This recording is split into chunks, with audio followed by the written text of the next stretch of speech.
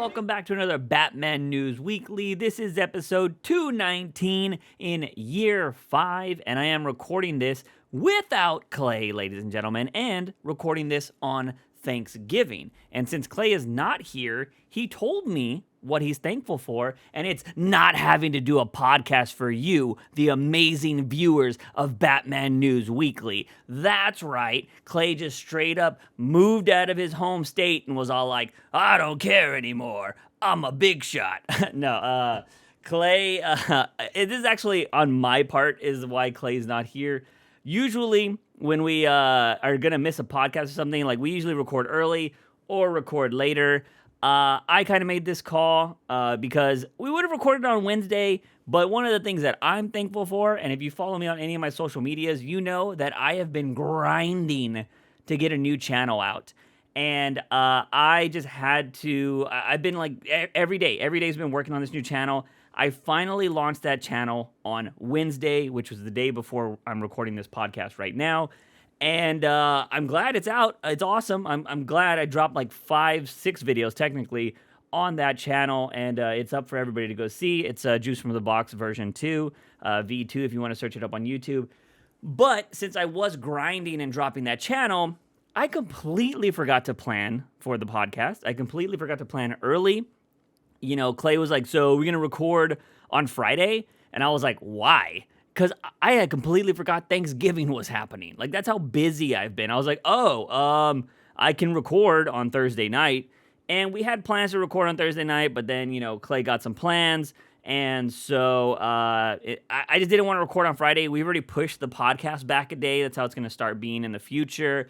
And I didn't want to, like, release a super late podcast on Friday or even Saturday and just throw it off even more. I am a big person of consistency. So I was like, dude, this is on me, whatever. I will record a solo podcast. You do your thing. So that is why Clay's not here. He is enjoying some times with friends and family. But if you want, I'm totally going to, because let's be real. It's Clay's third missed podcast this year. I think that's a big no-no. He's on Santa's naughty list. If you guys want to go in the YouTube comments and be like, you know what, Clay, since you haven't been on podcast, we need content. You got to get us some content, Clay. I wouldn't be against you telling him that. But Clay will more than likely be back next week, barring anything crazy happening. But yeah, so we got some things to cover on this podcast. And it's so funny. Clay, if you do not follow the Discord, Clay always puts all the topics we're going to talk about in the Discord. And it just so happened that he wrote a freaking Bible thick, like, things that are happening this week. I didn't hear about any of this crap. I don't know where any of this came from. And I don't know half of this news. I don't know where he got his sources. So I'm just going to list off a lot of the things that Clay said here in the Discord. And I'm going to give my opinion about it. Because, again, I don't have a lot of the sources on where he got this. I think a lot of this is, like, rumors coming from maybe, like, Twitter accounts. Clay does follow a lot more Twitter accounts than I do when it comes to all this kind of stuff. So, yeah, I am lacking a lot of information here. But let's just run through a lot of these rumors. So he has right here, unverified rumors. Lanterns, which is the Green Lantern show, to be 10 episodes. This is kind of what we've heard. I think we've heard between 8 to 10, so I would believe that. I can definitely assume that that's going to be the case. Patrick Zellweger? Schwarzenegger? I don't know, like, if that's how you say his name. I don't know if Arnold has a brother or not. Is being eyed for Hal Jordan. I cannot tell you right now off the top of my head who that is. I did see somebody that was in, what show? There's somebody in I think Gen V right now. There's somebody in Gen V. I don't know if this is the same guy. I have not seen Gen V, but there is a guy from Gen V that I've seen rumored as the possible Hal Jordan of the DCEU, or DCU. These rumors, I believe, are coming from DCEU leaks, so I think that's why I just slip of the mind. But yeah, so I don't know if that's the same guy. I saw the photos, kind of looked like a Hal Jordan. I would be down if it's the same dude, but I am terrible with names, so possible Hal Jordan being aimed there. Then we have Lanterns to air after Legacy. So that would be Superman Legacy. And yeah, I mean, I could see that. We already know that there's going to be a Green Lantern in Superman. I mean, there's going to be a lot of heroes in Superman Legacy. So, I mean, well, that's a lie. I was about to say technically everything's going to, air after Legacy, but we do technically have the Creature Commandos that'll be coming out. That is going to be an animated series, but it is the first DCU project, but not technically the first DCU hero because that's Blue Beetle. So yeah, the Creature Commandos will actually come out in 2024 with Superman Legacy coming out in 2025, and then that means we won't get Green Lanterns until after that. But yeah, I would think that everything live action, the first live action thing, will be Superman Legacy, and then of course you would just assume everything else happens after that. And then the other unverified rumor that he has here is, well, actually, no, these are all under unverified, to be honest. It's just the thing got thrown off here a bit. Lobo will be released near the end of Chapter 1 of the DCU. Momoa will star and produce. That one I could, yeah, I mean, I think, that's all but confirmed, it feels like. We do have another topic that I'm just going to tie these together right now because he has it under verified news. Momoa goes on Jimmy Fallon about Aquaman 2 being his last movie. And he quoted saying, "This is the end of the DC universe, but there will always be a place for me at DC." I did see that interview, and yeah, it basically confirms that Aquaman is done after this. Really weird, because he did also have that other interview where he was saying that, like, he will always be Aquaman, and if they do Aquaman 3, like, it's got to be, like, action-packed and stuff like that. So, maybe Jason Momoa just having to lie to kind of keep the secret. But we know Lobo is his favorite, like, character and everything like that. So if they gave him the opportunity to be Lobo, definitely going to be Lobo. And I can see him producing it as well because he's probably going to want to he's going to want to have a say-so in that movie, Probably, I don't know if he'll get creative control, but he'll definitely want to be something. I'm just curious on what they're going to do. Like, Momoa's crazy. I'm pretty sure he'll be down to go full, like, prosthetics if they're going to go prosthetics. He's already a big guy, so they probably just paint him white and let him be Jason Momoa. So I would say that is all but confirmed. But it being near the end of Chapter 1 totally makes sense. Give him a good amount of time to separate between him and Aquaman. I can definitely see that. Next up, we have Chapter 2 list leaked. And he just has a list of a bunch of different films. So we'll run these off. Wonder Woman film. The Atom, Hawkman / Hawkwoman show, Teen Titans film, Etrigan film, Dr. Fate show, Plastic Man film, Doom Patrol film, which that would be interesting since we've already kind of seen the Doom Patrol show, Deathstroke show, Deadshot film. To be honest, I don't even think James Gunn is even thinking about Chapter 2 right now, because why would you think about Chapter 2 if Chapter 1 isn't even done yet? Now, this could possibly make sense if what James Gunn said about, that possibly, we think it's 25 projects because they've announced 10, and he said that not even half have been announced. So I'm assuming there's 25 projects in Chapter 1. This could be just other films that are in what people think are Chapter 2. They could be the rest of Chapter 1. But some of these just seem very odd. But then again, I don't think anybody would have called for, like, Creature Commandos and, like, Paradise Island or whatever the hell, Paradise Lost, I think is what they're calling it. So who knows? I mean, you never know with James Gunn. He loves going very obscure. Out of this list, obviously, you would get a Wonder Woman film. Teen Titans, I mean, is it going to be like Robin, like Damian Robin? Because you're already going to have Dick Grayson. So I just don't think Teen Titans is really going to happen unless you're doing a Titans film where Dick Grayson's already Nightwing and we're getting flashbacks and there's, like, kid versions of all of those characters. I could see that. Hawkman, Hawkgirl, Hawkwoman, sorry. Did I say, wait, is it Hawkwoman? I always thought it was Hawkgirl. Why is it Hawkwoman here? Somebody correct me in the comments because it's always been Hawkgirl, right? I could be wrong. Anyways, already cast, so that is plausible. Dr. Fate, Plastic Man, stuff like that. Deathstroke show, Deadshot film. Yeah, I don't know. I don't know if a Deathstroke I could see getting a show that would make sense. Deadshot film, I don't need villain films, okay? I think I've said this on the podcast before. I don't need villain films, don't really want them because I don't want to be cheering for a bad guy. Now, I understand, like, Suicide Squad works, but it's usually the Suicide Squad is being controlled by a quote-unquote good guy, or, you know, the government who's trying to do good or whatever, protect people. So the Suicide Squad makes sense as a film, but all these villain films and stuff I think just don't work.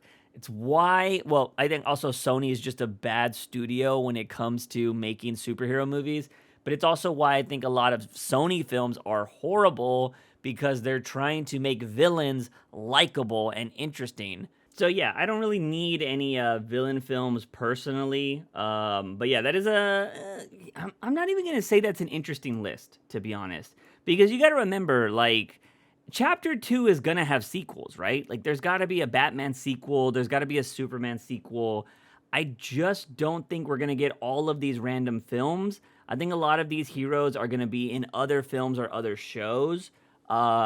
Because that just seems like a lot of characters. So I wouldn't put a lot of stock. Well, obviously, all these unverified rumors you want to take with a grain of salt, but I don't think that any of this is really going to matter too much. Only ones I mean, I think an Etrigan film could be really cool, especially if you're getting the origin of Etrigan. I think he has a really cool story, and just seeing him turn into the demon and stuff might be really cool. Obviously, Wonder Woman, we need that. We're gonna have a new Wonder Woman, you know, because there's no way they're recasting Gal Gadot, especially if you guys have been keeping up with what's going on in Hollywood right now. Anybody, well, I don't know. I feel like, you know, again, I think me and Clay have said this. We don't really have a dog in the fight when it comes to this political, like, you know, stuff when it comes to, like, the war and everything like that. We're just very very uneducated about the whole subject, so there's not really anything for us to say. But when it comes to Hollywood, you know, there's reports of this propaganda film that Gal Gadot is showing to people in LA and New York. But then if you're on, and she seems very pro-Israel, but if you're on the opposite side, is saying like Free Palestine or something like that, you are getting fired and thrown out of your job. At least that's what it looks like from the outside. Again, I am very uneducated on the thing. I'm not keeping up with everything that's going on, but that's what it looks like. Anybody that supports one side is getting fired, and that's been like that. The Scream franchise basically just killed itself because of this. They just lost their 2 female leads, which is crazy. And I've been seeing a lot of people being like, how about those 2 female leads come to the DCU? And they casted them as Wonder Woman and, oh my God, who's, Raven. And I was like, they said Jenna Ortega should be Raven. And I was like, interesting. She does a really good Wednesday Addams, so I'd be very intrigued if she was Raven. You can't get any worse than the Raven we had on the Teen Titans show, so, or the Titans show, I should say. So I would be down with that. But yeah, I don't know. There's 2 popular actresses that just got freed up from movie stuff. So I don't know if WB cares about any of that stuff going on. And even if they don't care, maybe they would be interested in bringing back Gal. But at this point, I just think that they're just gonna reboot the whole Justice League. I think it just feels like that now for sure. And this just kind of makes it easy, you know, it makes it easier. The other thing that we did get that we've talked about on the podcast before, and that is the possibility of a Korean Huntress project that could, you know, Clay has it, a Korean Huntress project could be legit. He says Gunn's has a work history with the rumored director. Now, again, I don't have the sources here. I believe this was DCEU leaks. I might actually have this text from Clay with the possible. Oh my God, I would butcher this. We can exclusively report that I think it's Young. I can't even Gil by Jung By Hill Gil. I'm terrible with names. I'm sorry. They made a film called The Villainess, is in talks to write and direct the project. Apologies for the butchering of that name that I know I just did. But yeah, so apparently there's some rumored possible working together with him and Gunn. And, you know, I'd be down with this. Here's the thing. I do not know the ethnicity race of the woman from oh my god, Guardians of the Galaxy that plays Mantis, but Gunn talks so highly of her. I'm curious if she could be Huntress. That could be kind of cool. I'd be down with this Korean Huntress film. I know DC, WB, actually a lot of studios, with the success of, oh my God, I'm forgetting that Oscar award winning film that was like super huge. The director Parasite, came out and said like, yeah, if like Americans or Westerners would be okay with subtitles, like you'd find out there's so many more amazing films out there, which I thought was a sweet burn. But Squid Game also very popular. The reality show just came out. I did make a video, by the way, just a cheap plug for the new channel. I did make a video about I was supposed to be a contestant on that show. There's a lot of stuff. Anybody, I highly recommend going checking out the new channel. I put a lot of effort into the new stuff. Very story kind of based videos, very heavily edited videos. Go check that out if you want to. I will put the link in the description of this video for for people that are on YouTube. If you're listening to this on the audio version, Juice from the Box V2, or just search Juice from the Box and it should pop up, and it's under the title Juice from the Box, so hopefully it'll pop up. But anyways, yeah, enough about that. But yeah, Squid Game. That was a very popular show, and I think everybody just wants to like branch out and start working with directors and actors and stuff like that from the Korean studios. So that should be pretty cool. So I'm down to see that. I think we need an actual real Huntress film, not the crappy Huntress we got from the Birds of Prey. I think we need a better one. Although, to be fair, they did show the origin of Huntress, which was, although it did seem kind of watered down, still kind of cool. But I'd like to see a whole film just focused on her. I think that would be pretty cool. Moving on to the verified news, though, we have John Pasadera will be the casting director for most DC studio projects moving forward. No idea who that is. Again, I don't have the links to any of this stuff. I'm just repeating what Clay listed here. Superman Legacy casting was Skylar Gisondo. I don't know. It gives me the vibe. It's G Sondo, I believe is how you say it. I could be totally wrong. As Jimmy Olsen. Now, I saw people going crazy on Twitter about this because he looks like a Jimmy Olsen type character. Like, he has like legitimate freckles, I think, all over his cheeks and stuff. And I don't think that's a movie prop. I think that's just genuinely how his face looks. And, some of the best Jimmy Olsens have always been the like dorky, nerdy, like freckly Jimmy Olsen. Like, that's what I envision. And so that casting, I think, is one of the most perfect castings for Superman. And, you're just going to have this like, hey, what's up, Superman? Kind of guy right next to the actor that is currently like he's training to be Superman right now. That dude is bulking up. I saw like a gym photo. He's putting in work. So like we could have like a really solid cast going on there. James Gunn, I trust in James Gunn when it comes to directing. So I'm really excited for the Superman castings that they've been doing. We also got Sarah Sampaio. Again, I am terrible with names. I'm sorry. As Eve Tressmaker. I think that's how you pronounce that name.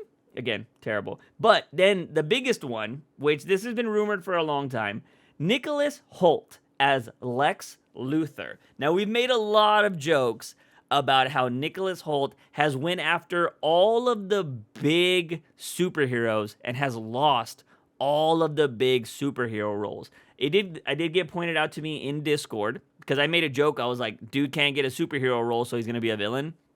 Somebody did point out he was Beast. And you know what? Fair. Completely forgot about Beast. Let's be real. I forget a lot about those X-Men movies. But, yeah. So he is going to be Lex Luthor. Very interesting. It's going to be very interesting. It looks like we're going to get a young version of Lex Luthor, not the older version of Lex Luthor. So should be cool. I'm interested to see how that dynamic's going to go.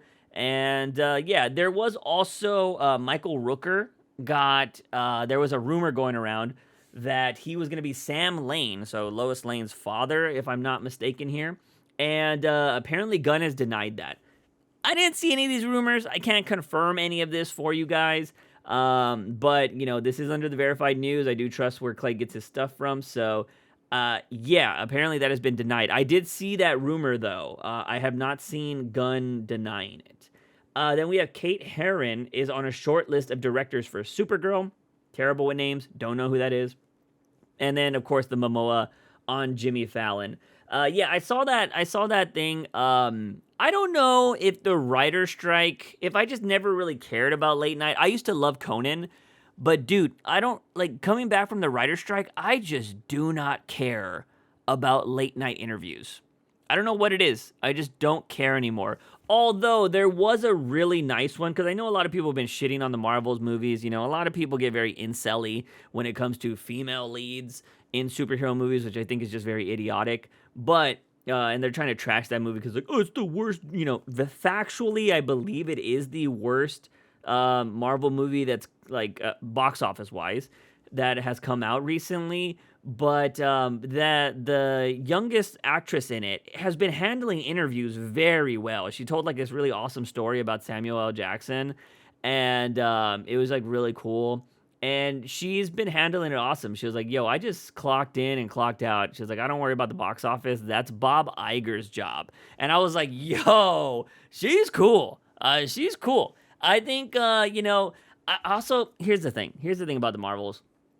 I think a lot of people just don't like Brie Larson. And I think it's justified in certain aspects. I do think she came off a little harsh or unlikable in some interviews. And I think that's what people remember. And it's unfortunate because that is like a stigma that a lot of women have to deal with. Like if you come off unlikable once, like you're branded that forever, which I do think is really stupid because like if we did that for like a lot of dudes would just be assholes. But it's also too like, a lot of dudes, like people would be like, yeah, he's an asshole, but he's cool. Women don't really get that like benefit half of the time. There are some women that are like that are fucking cool, but for the most part, I feel like women are like, oh, she's a bitch, and it's just really stupid.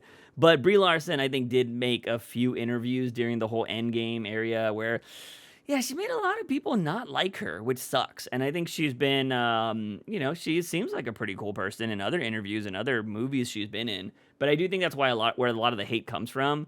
I did see somebody tweet that like they should have just let the two new Marvels do all the interview stuff, and maybe the movie would have been a lot better. I don't know. This is stuff I just saw on Twitter. I haven't seen the movie. I don't keep up with the Marvel universe anymore. But I just know that one actress, I forget. I don't keep up with Marvel stuff, but the young actress that's in that movie was killing in interviews. She seemed pretty awesome. But that is all we have for news. That's everything Clay wrote here. I just wanted to regurgitate all that. Again, I don't have the sources for this, but that's a lot of stuff. I just saw everything and I was like, bro. You're crazy if you think I'm going to cover all of that. And we still did it. I got to provide you guys with a podcast here. But let's move on to questions. Also, I am going to be doing comic reviews. I just want to point out that we had 7 books this week. I'm only going to cover 3. We're going to cover the rest next week. Because the reason why is I didn't get to, again, the new channel sucked up all my freaking time. I was able to read 3 books before I was able to record this podcast. And so we will be covering other books that I don't get to from this week next week. Also gives time Clay to read everything if he hadn't read everything. So yeah, that's just what's going to happen. But we're moving over to viewer questions, ladies and gentlemen. We got Eduardo de la Cruz. Batman. I am so grateful today. Alfred. Because it's Thanksgiving. Batman. No. November's almost over, and I'll be the one who would win. Doomsday versus Omni-Man, Wonder Woman versus Miss Marvel, Batman versus All for One. Okay, so I think like Doomsday and Omni-Man, like this is the Superman versus, a Doomsday debate, right? Like Superman should beat Doomsday every time. Omni-Man and Doomsday, Omni-Man has the idea to kill. Like he's going to go for the kill. If you kind of say he is like Superman, then I'm going to kind of go Omni-Man. But I also feel like, I feel like maybe we're disrespecting Darkseid a little bit. I think there's probably some Darkseid knowledge and lore that I don't know about that makes him like, he is a big bad in DC. I feel like a lot of people just remember the Omega beams and stuff like that and don't remember like the craziness of Darkseid. But I could be totally wrong. But just based off of Omni-Man being like a Superman copycat, I'm going to go with Omni-Man there. Wonder Woman versus Miss Marvel. Now, here's the thing. I'm going to go Wonder Woman hands down because I think Wonder Woman can beat people like Thor and other Avengers. I do not know enough about Miss Marvel to 100% make an argument here. So I'm just going to go with the biased Homer pick and go with Wonder Woman. But if you have a argument on why she would win over Wonder Woman, let me know in the comments. And as for Batman for All for One, this is an anime question for those people that don't know.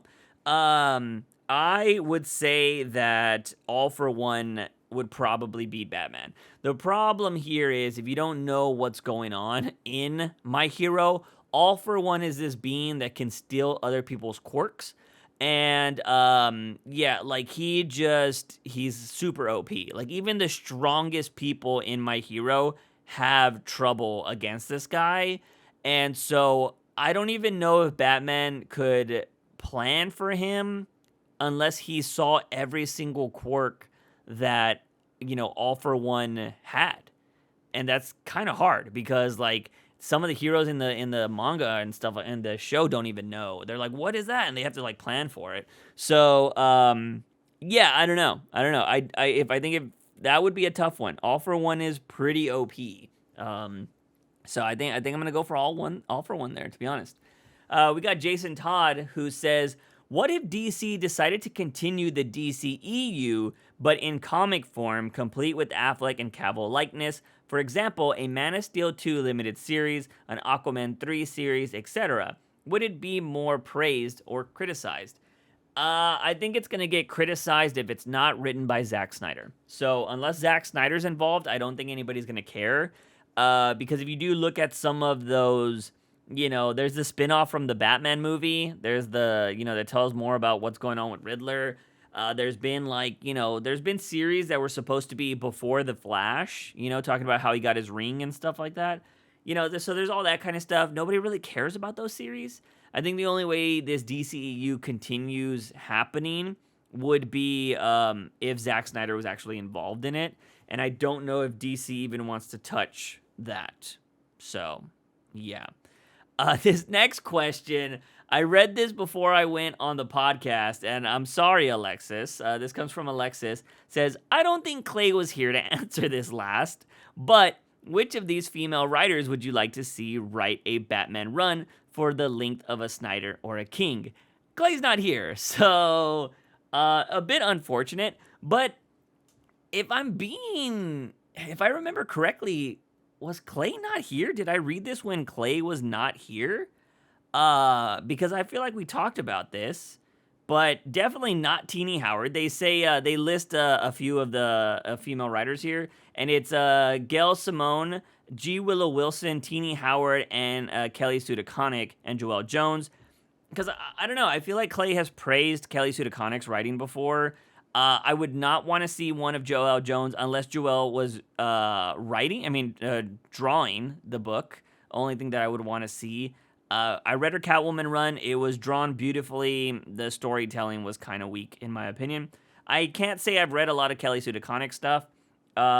Teenie Howard, done with her. We will be reviewing a Teenie Howard book later today, and I'm not happy about it. G. Willow Wilson let me down with her Wonder Woman run. Her Wonder Woman run was very lackluster and boring. And if I'm not mistaken, she even came out and said that it wasn't her best work, or she wasn't trying hard enough, or something along those lines. If I'm not mistaken, G. Willow Wilson, I think, kind of commented on like people saying her Wonder Woman one, because I think her Wonder Woman run was very like highly anticipated. And if I'm not mistaken, it was a letdown to a lot of people, and I think she responded to that. But I would go Gail Simone. Out of this list, Gail Simone, she killed it on Batgirl. I love some of the stories she's done in the Harley Quinn, Black, White, and Redder, and I think she's a fantastic writer, and I think I would definitely want to see her on Batman more. I would want to see what Gail Simone would do with a Batman run. Even if, like, I mean, of course, this question says, like, length of King or Snyder. But, dude, I'd even take, like, 6 issues to 12 issues of Gail Simone on a Batman. I think that'd be kind of cool. Moving on to the next question from Clay. What Batman News Weekly long-form video is most likely to happen? Promoting our channel in our own local comic shops. Yeah, I don't know about that one. How'd we write? Okay, how we'd write the next Batman film, gone wrong. Again, what is the gone wrong part? I'm always like, what? I don't get it. Playing the Batman Minecraft DLC so you don't have to. Dressing as Joker at 3 a.m. to scare the fuck out of Clay. Now, the last one, doing that video, I don't even think I would need to dress as the Joker. I think if I just showed up to Clay's place at 3 a.m., it would freak him out because he lives states away now. And that would just be crazy enough. So yeah, I think that would just be on its own. Playing the Batman DLC, you know what? The Batman Minecraft DLC, I don't think that video gets made, but it could probably be the gaming accompanied with one of our podcasts. That might be something that can work. Also, what happens in a Batman Minecraft DLC? Like, do you just have skins and somebody made Gotham in Minecraft? Like, what is that all about? Somebody let me know in the comments.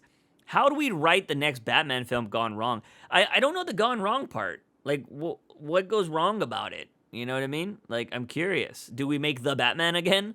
So I don't know what would happen there. Promoting our channel in our local comic shops. You know, we have one comic shop that would probably be cool with us promoting our podcast there. But other than that, I don't really know. I don't know how we make a video out of it. You know what I mean? Like, that's when you come to doing a lot of these YouTube videos, you got to think about, like, what's the concept or what's the story behind it. A lot of YouTubers will be like, you got to have a story.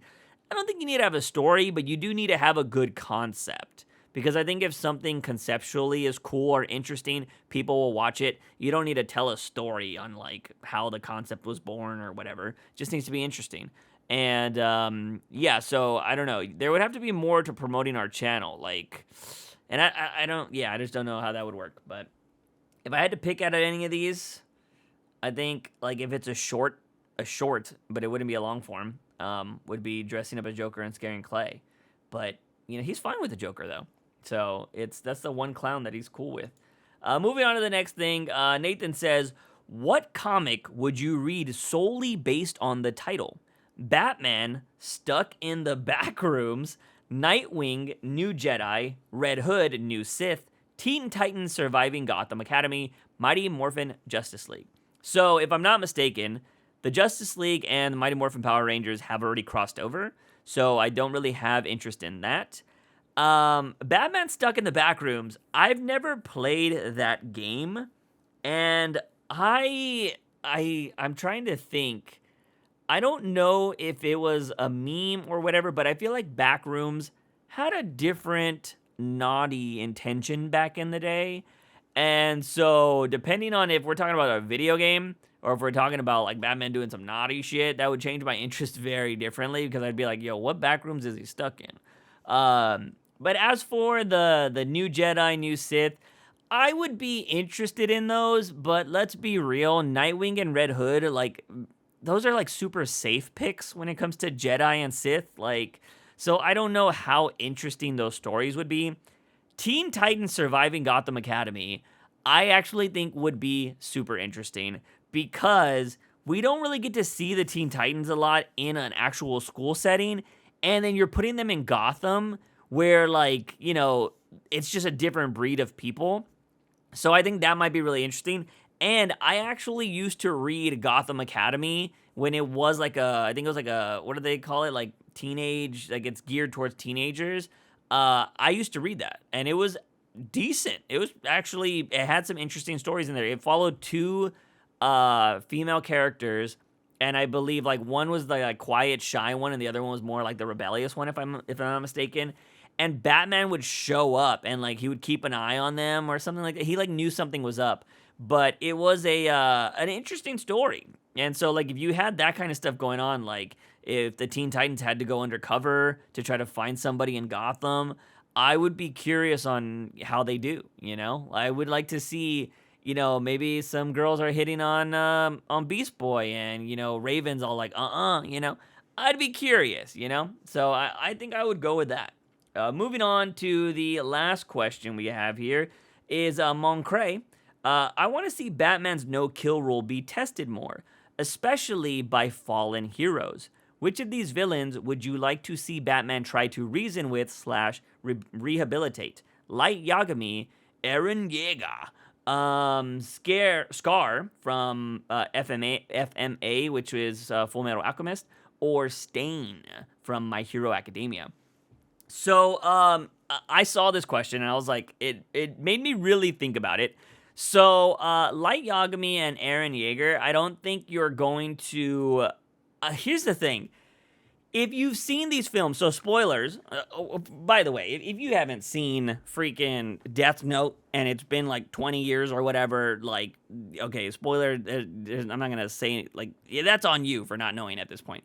But Attack on Titan did just finish, so skip ahead like a minute after I say this because I am going to spoil something about the ending. All right, I gave you some time, hopefully. Light Yagami and Eren at the end of both of their series kind of showed that they're like idiot cowards, or like cowards are more like it. But the reason why they're so dangerous is because they want something. They definitely, like, they're fighting for something. And I think cowardice can be very, very powerful because Eren was scared of losing his friends. He wanted his friends to live long, happy lives. And so he did everything he needed to do to make sure that happened because he was scared his friends wouldn't get to, grow old. And so you see, if you've seen Attack on Titan, you see how dangerous he got. Light, I feel like, was scared of boredom. It's been like 10 years since I've seen Death Note, so this could really be wrong here. But I think that, he was, if I remember correctly, he was just bored with life, and then he got the Death Note, and like his life got so much more interesting. And I think he was just, bored. And like you found this newfound power, and he was like, yes, this is amazing.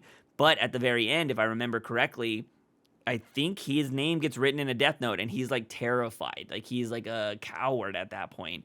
And you just see like how these two characters that were amazing, that seem unbeatable, are just scared dudes. Like, and I think that's, we've seen that. We've heard stuff in history. I'm not going to talk about history here, but there have been characters or very powerful men in this world that, some people would say took the cowardly way out at the end of it because they were scared to face their consequences. But they moved, like they caused some of the craziest things in this world. So I think cowardice is very, very powerful.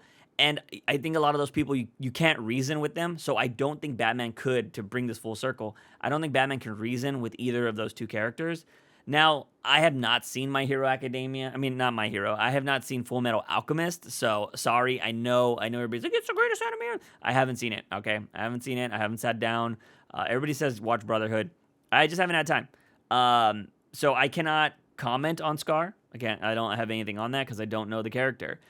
For Stain, though, Stain, I think, is the one character. And granted, I'm only going off my knowledge of the anime at the moment. I have not read past the anime. I've only seen the anime. And the last time I saw Stain, he did something kind of good. So I think he is the one that could be reasoned with or rehabilitated into maybe being an anti-hero, being a hero, whatever. Because Stain seems to have some type of morals and goals. And I think Batman can work with that. The other characters, I don't think he could. So that's kind of what I got on that. And yeah, we didn't have any questions in the Discord. So let's move over to reviews. Like I said, we had 7 books this week. The 7 books would have been Nightwing 108, Justice Society of America number 7, Harley Quinn, Black, White, and Redder, We had also Catwoman 59. We had Batman Superman World's Finest 21. Also, Batman Off-World. And I feel like Wonder Woman is another one. And I think that is it. 1, 2, 3, 4, 5, 6, 7. Yes, those are all 7 books there. Well, the ones I was able to read were Harley Quinn. Harley Quinn is like my new favorite, just random book. Because I think a majority of the short stories are just great. Like they're different. There's a variety of different Harley Quinn stories, and I think the art's been amazing in a lot of these stories. So I think this was really good. I read that. We'll be covering that today. Catwoman, 59, and of course, honorary Tom King Wonder Woman book. We will be covering that. But let's start with Harley Quinn and talk about these 3 stories. So the first story that was in this book, which was pretty cool, I got the vibe that we were in what is that? The series that I think fell off, which was Dark Knights of Steel. Kind of that vibe. And it was Harley was with Joker, and Joker just got done doing like a set and nobody laughed, and Harley Quinn kind of critiqued his performance, and he knocked the shit out of her. And she got knocked down, and she had like a old-timey guitar. I don't know if that's actually what it's called. It looks like a spoon. It's like a spoon guitar. She got knocked down, and a woman picked her up, and it looks kind of like Ivy. So but like an older version of Ivy. And I don't know, because she has like long red hair, and it's got like leaves and stuff in it. So it kind of gave me Ivy vibes. But she was like, here, put this on the wound, and it'll heal up nicely. And she was like, you don't, and Harley's like, oh yeah, you just don't know him. Like, he's actually a good guy. Like, this happens just every once in a while when he gets, upset. And, just kind of doing the whole, victim, or like she's, what is it called? When they defend their abuser and stuff like that. I know there's proper terminology here, but she's essentially doing that. And the lady's all like, you don't have to put up with men like that, and you don't need to make excuses for him. He shouldn't be doing that kind of stuff. And she was like, that used to happen to me until we took care of it. And she was like, if you want to figure out how to get rid of somebody like that, visit me at night, or visit us at night, or whatever.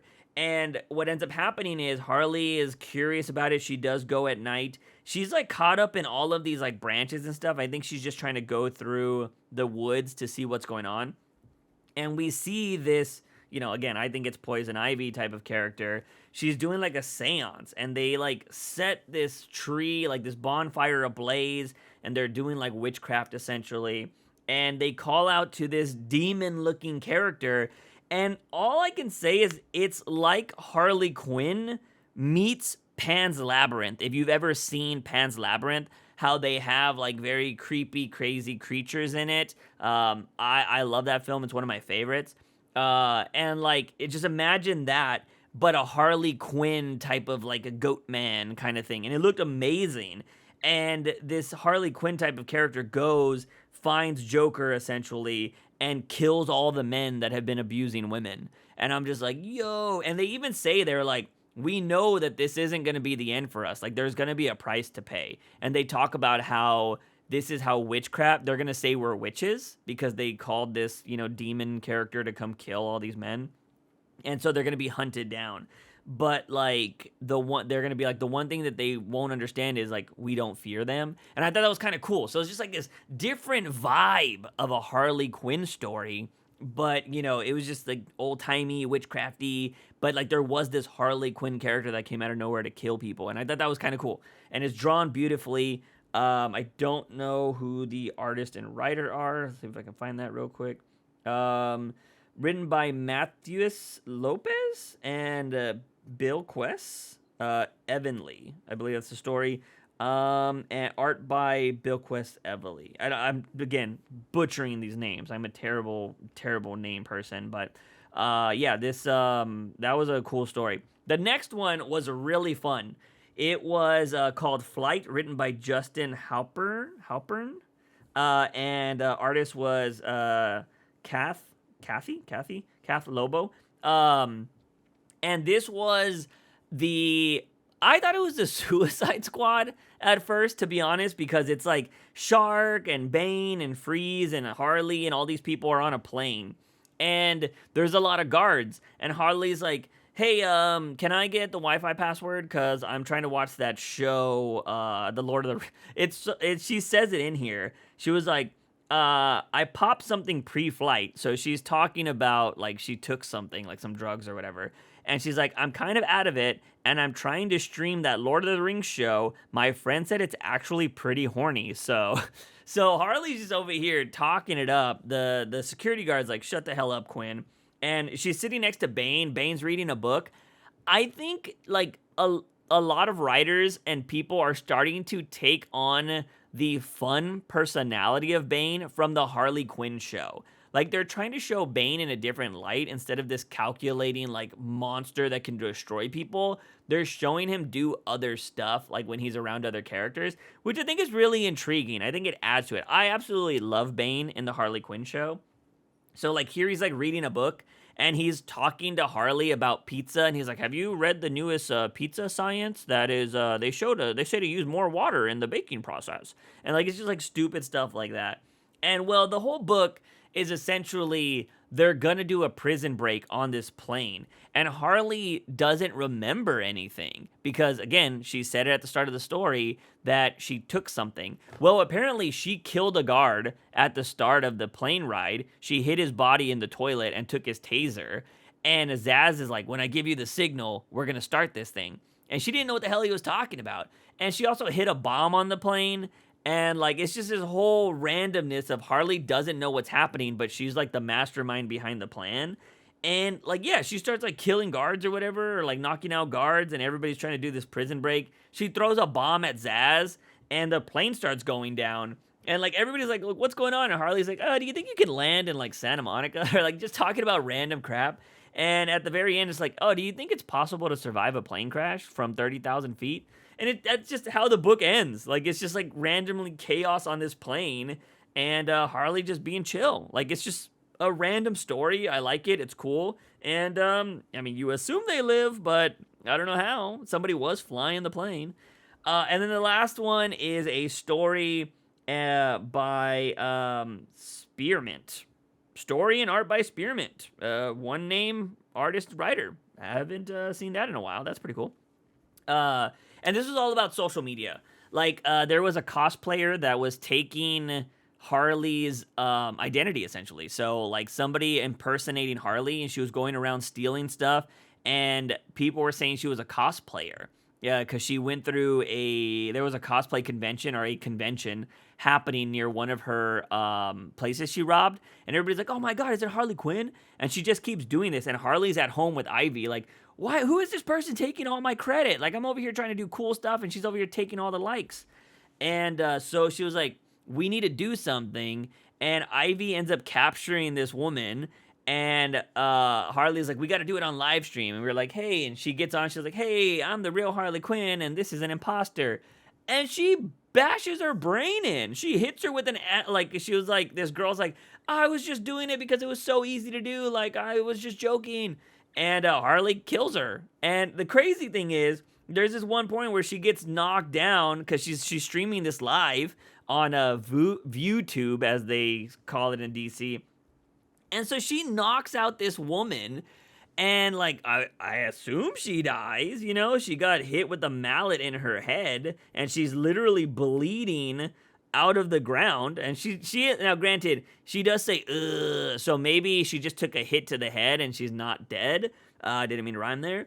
But Batman, and now that I'm looking at this right now, there's this panel where Batman, because like there's also throughout this whole story, there's a bunch of comments, and the comments are like, "Is this real?" They're like, "Oh my God, this is so staged, bro."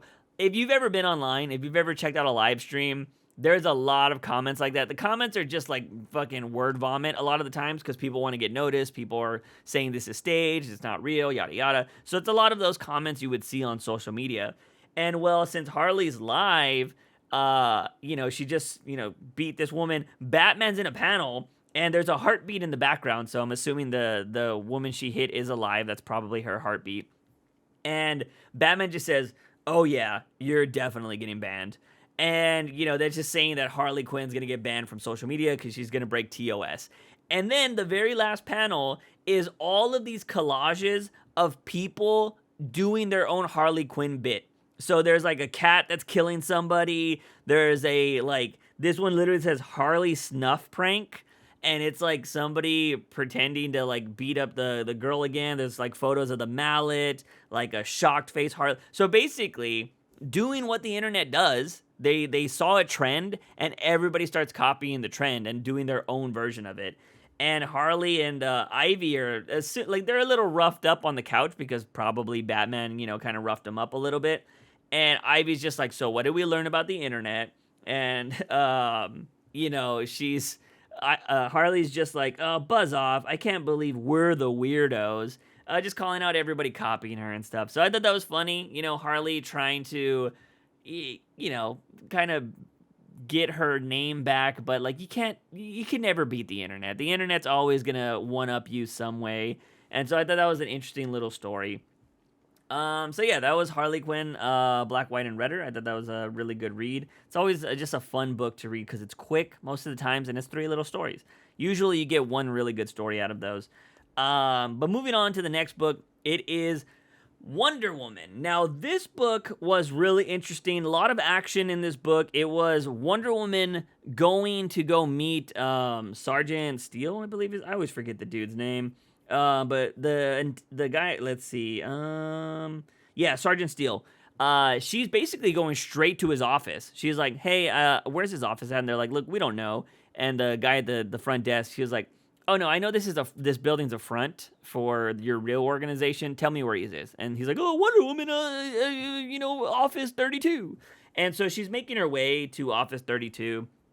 And so all the Wonder Woman parts in this are her going up to this guy's office. Of course, like, she does see some security in the elevator, beats his ass. There's other people trying to like meet her on the stairwell and stuff like that. She throws her tiara, beats all their asses, basically dominating everybody that tries to take her out. But while this is happening, we also see the old guy. I don't know if we've gotten his name yet. They don't really say it in here. But he's the guy that's telling the story to Trinity. Like we saw that if you read we covered it on the podcast. The story where Trinity had, Superman, which was Damian Wayne and Jonathan Kent, were going through those trials or whatever, so she could go talk to this guy and learn about like her history or whatever. That guy, the old dude, he's in here talking about how he's showing this military guy all of these classic, like, historical weapons that he has. He has, like, a musket, and I don't know if they're implying that this is the musket that killed Abraham Lincoln, because, like, they kind of do stuff like that. Like, I don't know what other musket would be or I don't know if it's like a handgun, but, it takes, like, musket bullets. I don't know proper terminology of any of that. But, oh yeah, that weapon you have there was used to kill President Lincoln. So there you go. So it's all these historical weapons. So like the guy's like, whoa, this is crazy. Like, I'm such a history buff. And so that's happening throughout the story. Like, you're seeing these random different weapons, and this guy has the power to own those things. And so as Wonder Woman's going up to, level 32 or whatever, she's beating up a bunch of people. With this one was crazy. I was like, damn, on the nose. So this soldier picks up this baton, and he's like, oh, what is this baton? And the guy's like, oh, that was used during the civil rights movement, essentially, because he was like, it was used in the 60s on the protesters, and it was a police baton, and we just like to use that. Or it was afterwards, the king employed it for more spankings. Okay, look, I don't know what's going on here. It's like, I'm just gonna read this verbatim. I'm gonna let people think of this on his own. By the way, the soldier that he's talking to is a black man. He's a black soldier. And so, like, I don't know what the imagery is going here for, but he says, like, that's a piece from some protesters in the 1960s, a police baton. We were a prince back then, and I believe this guy is talking about his royalty, because I think he's gone up through the ranks. He is like, our father acquired it as a gift from a Noel celebration. I don't know what that means. Afterwards, the king employed it for more spankings. he employed that. One of the few times he ever saw him genuinely smile. I'm thinking, okay, so I think the king here is the king in the story. But everybody knows the civil rights movement and everything, Martin Luther King. If you're in America, you know that, you know what I mean? And I was like, okay, there was a lot of like police violence against protesters and stuff like that. Depending on the kind of history you've read, I'm just gonna say that like the history you've read about Martin Luther King, there was some not so good things he did. And I'm just curious if that was a reference there, like if that's like a deep cut, or if it's just coincidence, which it might just be coincidence. But I was just all like, it did make me raise an eyebrow, and I was like, wait a minute. So I was like, that's kind of a interesting one there. But anyways, so again, the guy is, kind of taking all of these different items, and like he's like, oh, do you want to see a really interesting piece of history that actually built this country? And the soldier's like, I would love to, but not if you have to go through any hassle. And he's like, no, not any hassle at all. And he brings out the I believe this is the white lasso, or maybe I don't know, because like it looks white. So I think this is the lasso of lies, or I don't know if, because wasn't one of lies truth, and I don't know if the other one was persuasion. I don't remember. Whatever the white one is, it's that one. And the guy's like, yeah, definitely. The old man's like, oh, we both have to touch this for it to like really work. And he's like, okay, or like, to understand it. This guy's being tricked to use this. And this is the lasso that makes you believe stuff. So again, I don't know I forget the third lasso, but there was a lasso of lies. And this old man is telling the soldier, like, hey, when Wonder Woman beat your ass and everything like that, because she beat all your soldiers, this guy was like, yeah, dude, we got beat up by Wonder Woman. You retreat and you just, you fight another day to keep getting a paycheck. Like, that's what this soldier said. Like, he wasn't mad that he got beat by a woman. He was like, that's Wonder Woman, dude. What do you expect? Like, he just took it on the chin and moved on, right? This old man gives him the rope and brainwashes him. Like, he uses the powers of the rope, and he's all like, yo, when you got beat up by Wonder Woman, it was actually emasculating, right? Like, after you got beat up, it was very, you didn't feel like a man anymore. And basically putting that in his brain, and this guy just repeating, he's like, oh yeah, I did feel emasculated. And man, it's unfortunate. I was reading that. I automatically felt like there's going to be some dudes and be like, oh, Tom King. Oh, dude, Tom King over here writing his freaking progressive propaganda, man. Like, everybody gets so upset about that shit. But if I'm being real, there is a lot of dudes and a lot of men that have that mentality. You can't get mad at Tom King putting it in a story. There are so many men to this day that still get mad because, oh, I lost to a girl in something. Oh, this girl was stronger than me. Like, it's just a fucking idiotic thing to think, in my opinion. I can understand it if people have some trauma for whatever. Like, that's totally fine. I don't know what your trauma would be, but everybody's trauma is different. But the idea that men get upset just because women are stronger or can beat them in something is idiotic, in my opinion. And so, I don't know, I read that and I was like, oh my God, let's see if people bitch about that online. But it wasn't just that, though. Like, it wasn't just like, oh, I'm going to have this soldier pretend that he was emasculated by this. Again, he's being deceived, by the way. He didn't think that. Like, at first, he was like, oh, Wonder Woman beat my ass. That's what happened. So, but he is being, like, tricked into thinking that. And the story progresses with that guy going home. His brain has been washed by this. He writes a note saying, like, Wonder Woman beating me made me feel like I wasn't a man anymore. And then he kills himself. So this is like, they're providing propaganda to keep making the Amazons look terrible. So they brought this guy on because this guy was just a normal soldier. Like, he wasn't some kind of like super high rank military man. He was just like a random dude, because he even says, he was like, I don't even know how they knew me. Like, this royalty guy knew me and wanted to talk to me. So they used this guy as a pawn, and they use him to kill himself, to send a message and to provide this propaganda. So pretty crazy stuff. I thought it was very interesting. Then we do get Wonder Woman to get all the way to the top to where Steel's at. He does just keep screaming at her because she's all like, I want to know the evidence you got. I want to know what you have because she's saying that, Steve Trevor told me you've gotten some evidence about the case, about this Amazon that killed, 17 men and or whatever. I want to know what you have. And he's like, I got an army. You can't just come in here. Like, I got an army. He just keeps screaming that he has an army over and over. And she's like, yeah, you got an army. I got it. I got an invisible jet. And they were like super high up on, the 32nd floor. So the invisible jet shows up and he's like, oh, crap. And so he ends up giving Wonder Woman, the information he has. So I thought that was kind of cool. And what we end up finding out from Wonder Woman, and this might be the big reveal and kind of answers a lot of questions here, is they had his government guys go and search the murder where this Amazon killed all these men, and it turns out they found a different piece of blood that didn't belong to any of the men, and that's how they found out it was an Amazon. And this blood indicates that this Amazon is pregnant. So Trinity, from my knowledge, if we're thinking about this properly, Trinity is not Wonder Woman's kid. So like I was just like, yo. So we might have a situation here where Wonder Woman is going to adopt this child. I'm assuming we're gonna find out who. I believe the Amazon that killed people's name is Emily. It would just spell Emily, just spelled differently. So possibly pregnant. And it's going to be Trinity's. Because if you remember, Trinity's hair is like blondish. And the Amazon at the start of the story was also blonde. And a lot of people were wondering, like, oh man, why is she blonde? Oh, she probably got it from Steve Trevor, because he has blonde hair.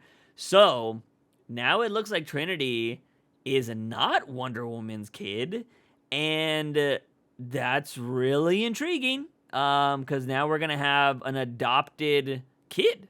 That's at least where I'm going with it, unless it's revealed later on that, we could get, this is Tom King, could be swerving us, and also it could be that maybe this guy is lying to Trinity.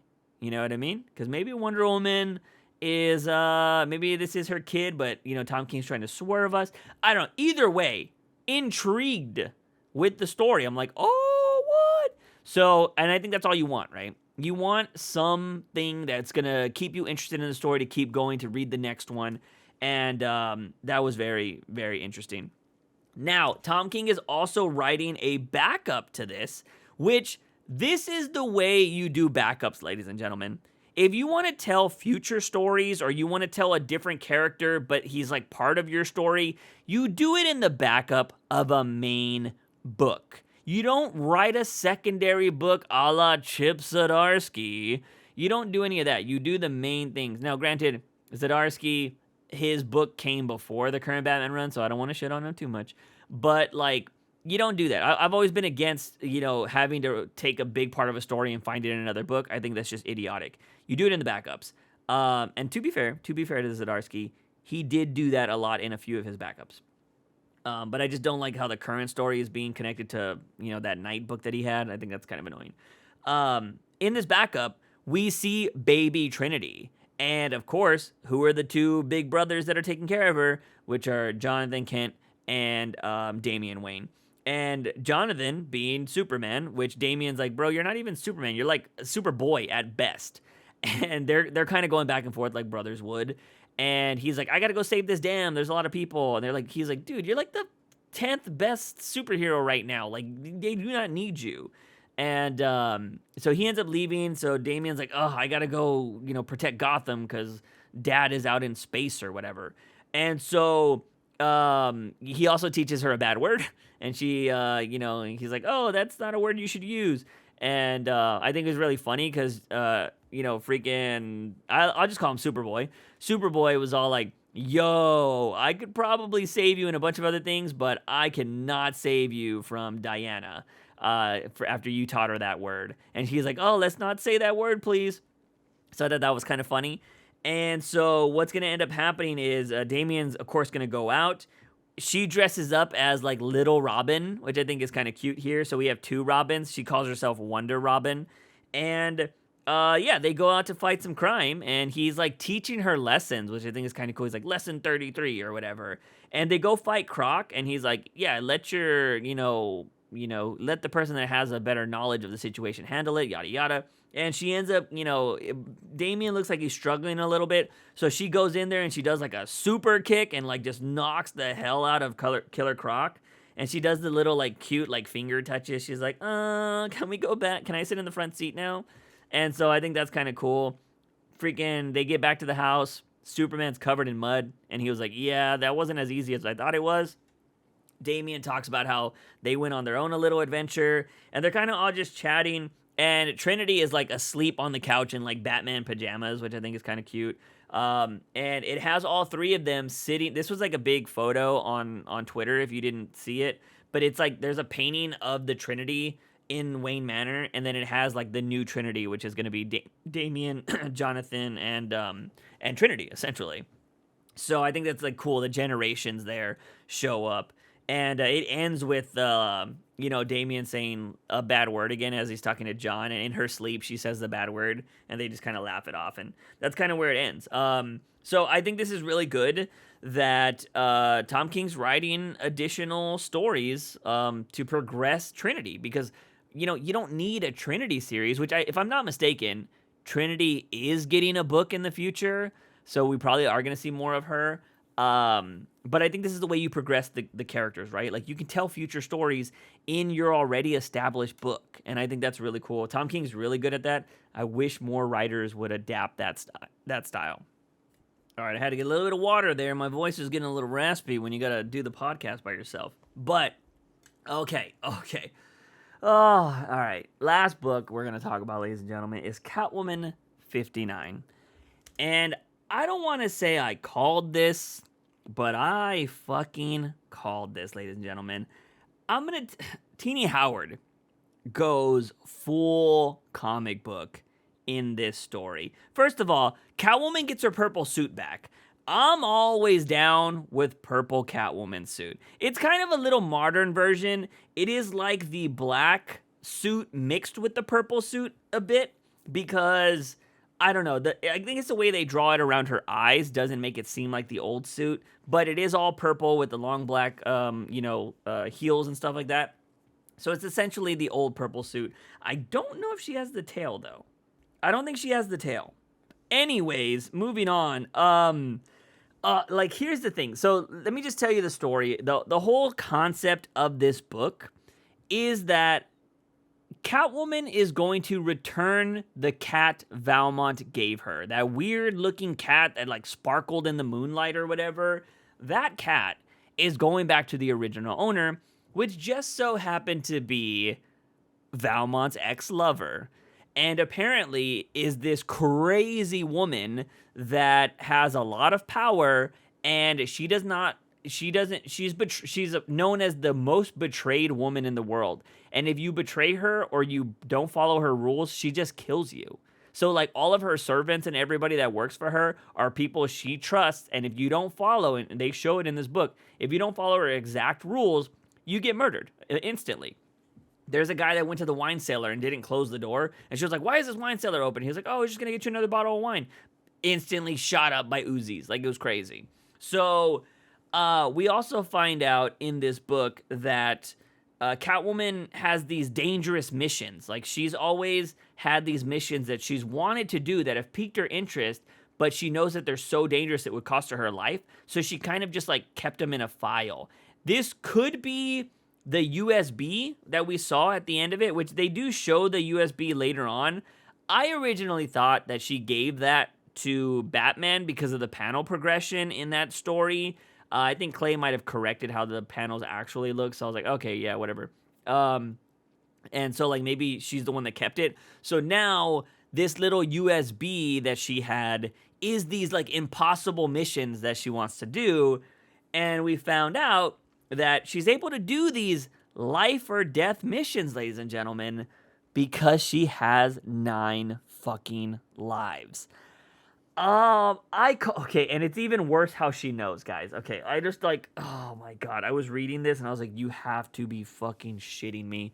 So when Selena fell, we saw how shittily she fell. Like it just looks like she let go when she was trying to save Scandal Savage or whatever her name was.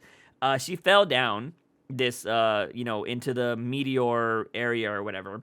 And well, apparently somebody picked a rock up off of her face, and she was like, yo, I feel like I died there. And the lady was like, yeah, that's kind of how it feels or whatever. And she was surrounded by cats. And she was all, she's basically having this weird conversation. And the lady's like, oh, all cats have 9 lives. And she was like, cats aren't immortal. And she was like, I was there. You know what I mean? And she was like, no, not immortal, reborn. Reborn 9 times. And so, like, Selena is like, the lady like disappeared after she like was like, what? She's like, what's going on? And the lady disappeared and whatever. So kind of the vibe of like a dream state. Maybe like when Selena woke up from this death, she was just like, oh, okay, whatever. That was weird. And she's talking to Iko because she's like, hey, I'm going to go do these crazy missions and I need a Catwoman. Can you do that for me? But when she's telling Iko about this crazy thing, she was like, so it might be true that I have 9 lives. She then takes her clothes off and reveals that she has 9 scratches on the back of her, on her back, that when she dies, they glow. And I was like, oh my god, that is so stupid.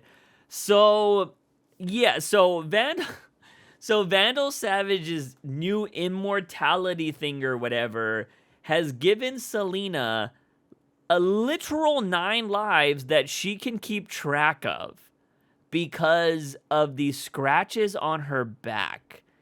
And I was just like, and they glow every time she dies. And I know this because as she goes on later, because she died once, right? So she already has one that's filled in. Like, so she has 8 other scratches. And what ends up happening, she goes to this area to go return this cat to this lady. And of course, that's when we find out that this was Vandal Savage's ex. And they were both very, like, whatever. Well, she's going up to this area and she gets electrocuted. And she, like, falls to her death or whatever. Or she catches herself or whatever. Every time she dies, you see the eyes of this cat. Like, this cat, like, god or something like that. And that indicates a death. And so, like, Selena fell, which is so weird because, like, what this story does, she gets electrocuted, right? And she falls. And she seems fine after that. What this is indicating is like, dude, Catwoman, Batman, all of these people have been electrocuted before, and now this one, she just so happened to die. Like, they've been through crazy situations before, but now she just easily dies by a lot of these things. And I'm like, it's dumb, like it's just really dumb because now it's like, oh, so now you're saying that when that's happened to other heroes, they should have been dead. Do they all have 9 lives? You know what I mean? And it's just like really, I don't know. It's a stupid story plot point, whatever. Anyways, this woman who Selena is fighting, I forget her name. It's like the Mistress of Swords or some shit like that. She had like a really cool name actually. What did they call her? Let me see. She's okay. I don't freaking know what. I don't know where it's at. But anyways, she's Our Lady of the Sword. But then she also has like a Spanish name that I definitely don't want to butcher right now. But yeah, so like the Lady of the Sword. And so she's fighting this woman. This woman's supposed to be like fierce as hell. And she's like, I just want to talk to you or whatever. I want to tell you what Valmont told me. And she's all like, I don't need to know like his name or whatever. She's like, oh, then you should be happy. He betrayed me. And like, he's the only man I ever let live or whatever. And she's like, oh, then you should be happy to know that I killed him. And she's like, you killed him, you bitch. And so like, she's now mad that Selena killed Valmont. And so like they're fighting or whatever. And Selena is actually like, this woman's handing Selena her ass for a bit. And Selena's getting stabbed and stuff. She's like, look, I just want to tell you what he told me. And like, he was like, don't ever deliver this cat to this woman unless you want to die or whatever. And, just trying to make up a reason why. Like, just trying to make like, oh yeah, this is a super dangerous mission. Don't ever go visit this woman. She shows the USB. So like, we do see what the USB is. She's like showing there are files of these super dangerous missions that she wants to go do. And she's like, oh, do you want me to take you back to your owner? And well, Selena, it's funny because like obviously she gets stabbed in the heart. Like that's what we're shown here. But the way it's drawn, she's getting stabbed like straight in the tit, which I think is just funny.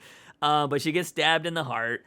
And you see these cat eyes again. So meaning she died again. And this woman is like, how are you not dead? And she's all like, she's like, don't worry about it. And she's like, oh, did you notice your guards are not coming for you? And so Selena beats her and she arrests her. And she's like, why did you, like, I thought you wanted to talk to me. Why are the cops here or whatever? And Selena's basically like, she was like, I wanted to come after you because you're killing a bunch of innocent people. Like, they're scared to live around you and all this kind of stuff. And you've taken so many lives. And this is the dumbest fucking part of this whole book, ladies and gentlemen.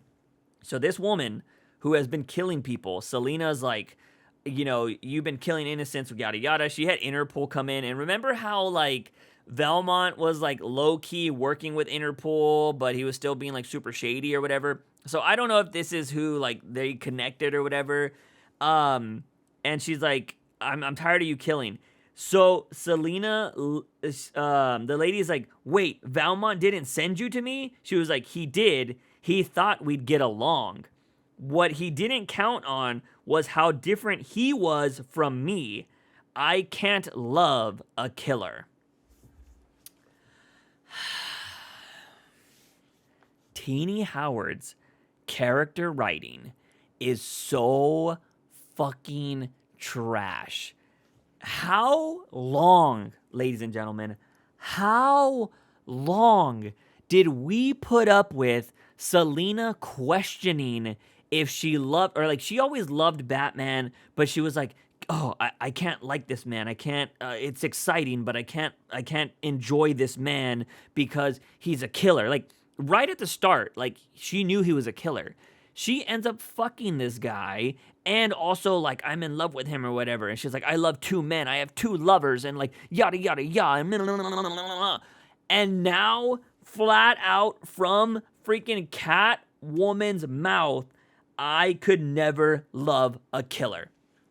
Howard needs to get off this book immediately. She is a shit writer. I'm sorry. My conspiracy theory that Zdarsky and Howard and all of these people that are coming over from Marvel are coming over here to ruin the most popular books gets stronger every time I read one of these books. Because it's ridiculous. Like, I do not know how writers can forget what their characters have done. Like, genuinely. Do they just write an issue and just forget? Like, I don't understand. And I just think it's so ridiculous that she said that. And also, by the way, with this, like, 9 lives crap, because I said that Howard's probably going to bring Valmont back into this somehow. We already got Valmont's girlfriend. I'm halfway there. Oh, I called the 9 lives thing, by the way. I called the 9 lives thing. Fucking dunzo. Like, so stupid.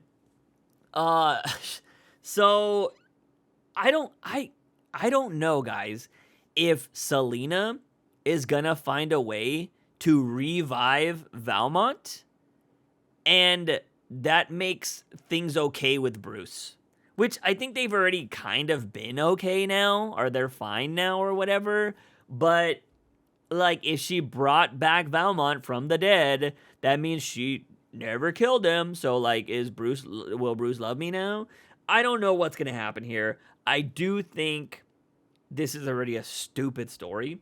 But yeah, Selena, at the very end of the book, you do get Selena in her underwear showing you that, hey, you know those 9 lives I have on my back? I lost 2 more. And she's like, how am I supposed to do 9 missions with only 8 lives or whatever. Where she was like 9 missions, 8 missions. I'll be lucky to complete half of those now. That I died twice today. So yeah, she has 5 lives left to complete 8 more missions or whatever. Yeah, I don't know. If this was an Elseworld story, y'all, I would be down with it. Because I think the concept is interesting that she knows her lives. I just think that it doesn't belong in the main title. I think it's really stupid. And like, I don't know. I think she's out of Gotham again. Granted, I understand the concept because these like crazy missions are probably all around the world. But you could have done this story without the supernatural element. Like, in all honesty, you could have had this become a near-death experience for Catwoman, which I feel like she's probably had a million of those, so maybe it's not as strong. But there could have been something very different about this near-death experience. Maybe she lost somebody important. Like, you do that, right? Because I think when people do lose somebody important, it makes them reevaluate their life. And maybe Selena would have been like, look, I've done some bad things, because she just did turn all of Gotham's, criminals into high-powered thieves. Like, that's a pretty bad thing to do, in my opinion. Basically made Bruce Wayne's job harder, because I don't think all of those villains are going to stay like, oh, we don't cause any trouble. I don't think that's going to be the case. So she just made them all stronger, training and everything. It makes Batman's life a little bit harder. So that's something that's probably got to be eating away at her. And also, like, she's, people probably died. People did die in her care. So that's got to be weighing. Like, she could have just been like, all right, I gotta repent for a lot of things I've done. So I'm going to go try to do some good by taking on these crazy missions. And every mission she does, she's getting like closer and closer to death. Like, she's almost dying in some of those missions. Like, you could have still wrote this story in a compelling way without having to introduce this whole, like, I am now thinking, guys, like, I'm genuinely thinking Gotham War was just written to have to be used as a stupid element to give Catwoman these 9 lives.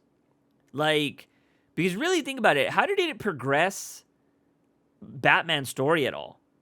It didn't really do anything for the Zur Ross story. Zur Ross showed up like twice in that story, didn't really do much.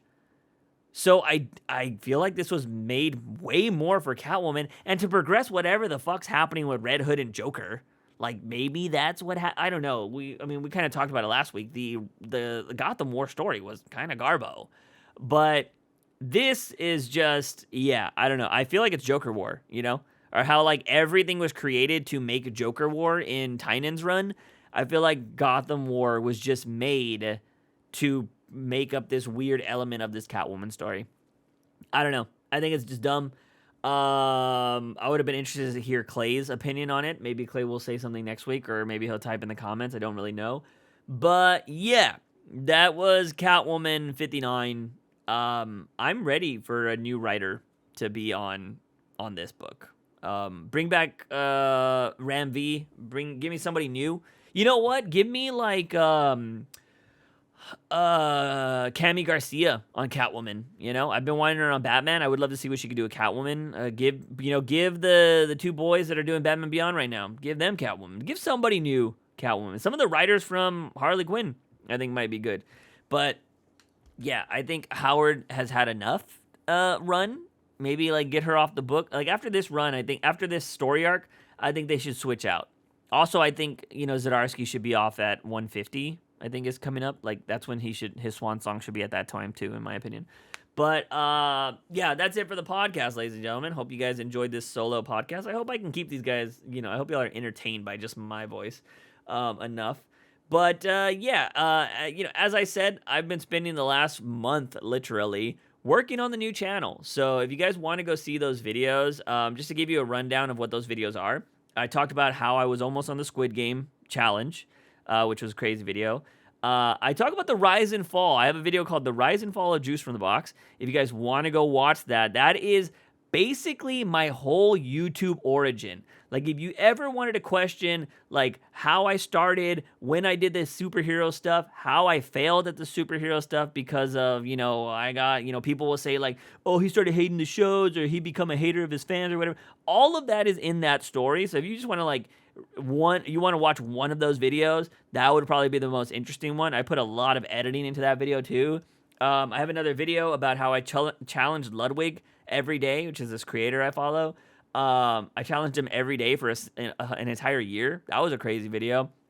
And then there's 2 other videos about the insane stuff I found on TikTok that is completely allowed, but you might find it on a spicy site, which I think is crazy.